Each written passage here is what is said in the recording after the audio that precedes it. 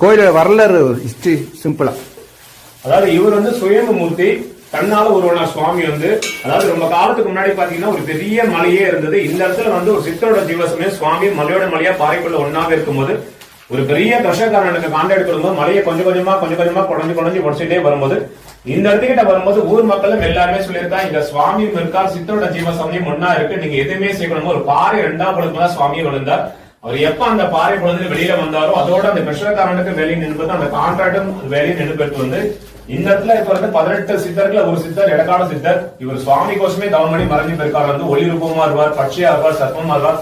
ஏன் சர்ப்பமே வந்தாலும் சுவாமி மேலேயே தோடு உரிச்சிட்டு போயிடும். அது எந்த சர்ப்பம் நடக்கும் அது பாட்டு போயிடும். வந்து இவருக்கு கீழே தான் ஆதிசேஷன் சுயம்புமூர்த்தியா இருப்பார். வந்து இந்த மூர்த்தி 2014ஆம் வருஷம் இவர் வந்து பிரஷ பண்ணா.